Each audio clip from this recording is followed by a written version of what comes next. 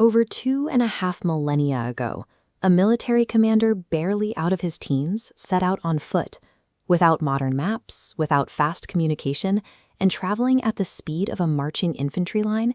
He proceeded to conquer the known world. He marched thousands of miles out of Greece.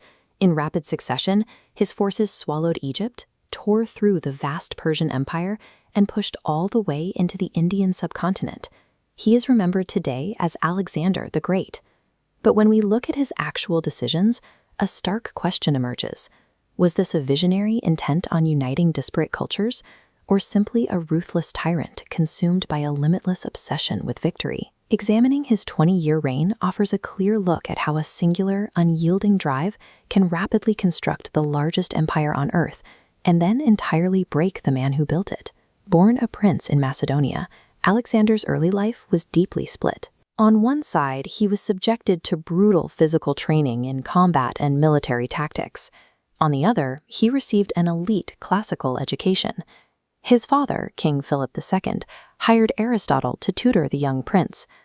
Under the philosopher's guidance, Alexander absorbed lessons in logic, religion, and art, while cultivating a deep-seated belief in his own supreme intellectual destiny.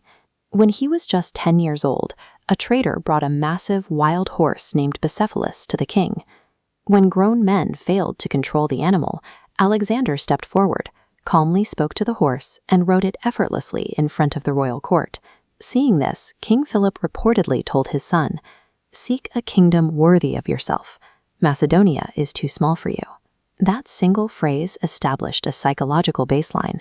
From childhood, Alexander was taught that conventional boundaries simply did not apply to him. That sense of invincibility met a harsh reality when his father took a new, pure Macedonian wife. As a half-Macedonian himself, Alexander suddenly faced the very real threat of losing his place in the line of succession to a future half-brother. The tension broke violently during a royal wedding. As King Philip entered the theater, one of his own bodyguards rushed forward and stabbed him to death on the spot. At 20 years old, Alexander seized the throne. He immediately coordinated with his mother to have his father's new wife and infant child killed, systematically executed his political rivals, and when the city of Thebes rebelled, he marched in and reduced it to ash. The philosophical student was gone. To survive the political chaos, Alexander adopted a policy of absolute terror, proving he would do whatever it took to secure total control.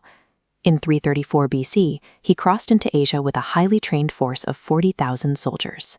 Alexander operated under the complete certainty that the sprawling Persian Empire was a divine gift waiting for him to claim. At the Granicus River, a massive Persian force waited on the opposite bank. Instead of a traditional line engagement, Alexander utilized a violent, wedge-shaped assault, plunging his men directly into the river and shattering the center of the enemy's formation. This chart shows the astonishing human cost of that specific tactic. The Persian army lost roughly 4,000 soldiers in the slaughter. The Greek casualties numbered only around 50. As he pushed further, he arrived in Phrygia, home to the legendary Gordian knot, a deeply complicated mess of ropes tied to a chariot. Local legend dictated that whoever untangled it would rule Asia. Alexander simply drew his sword and sliced it in half. Time and again, he proved a core strategic doctrine. When a barrier seemed insurmountable according to the established rules, he bypassed the rules entirely with sudden, shocking force. This terrifying approach reached its peak at Tyre. The city was an island fortress, surrounded by deep water and towering walls, entirely out of reach for a land-based army.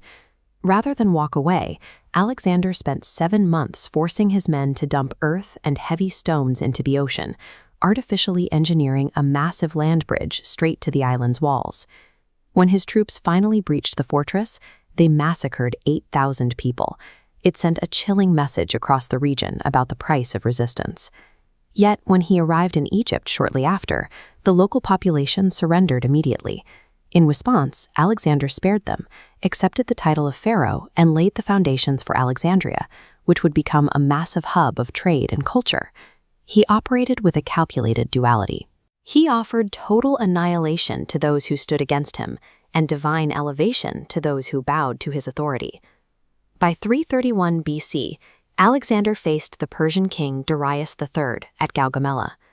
Despite being massively outnumbered by an army equipped with war chariots and elephants, Alexander positioned his men to absorb the initial shock. Then, he personally led a ferocious cavalry charge straight at the Persian king. Watching Alexander cut through the chaos toward him, Darius panicked, abandoned his chariot, and fled the battlefield, causing his entire army to collapse. With the Persian king defeated, Alexander marched into the sprawling capitals of Babylon, Susa, and Persepolis, claiming the immense wealth of the empire.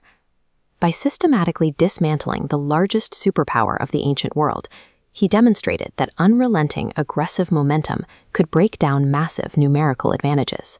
Pushing past the borders of the known world, he led his army into the brutal terrain of India. He engaged the powerful King Porus, winning a grueling battle at the Hydaspes River. He now controlled more territory than any ruler in human history. Yet, looking further east, he immediately drafted plans to push deeper into the Indian subcontinent. But his men were done.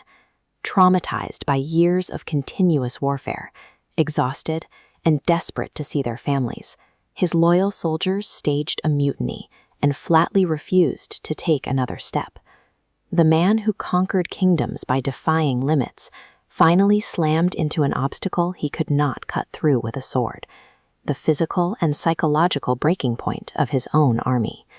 Forced to turn back to Persia, his identity began to warp. He started wearing Persian clothing and adopting foreign customs, deeply alienating the Macedonian generals who had bled for him since the beginning. His behavior grew incredibly paranoid. He executed several of his closest commanders over rumors of corruption and retreated into days-long drinking binges within the walls of Babylon.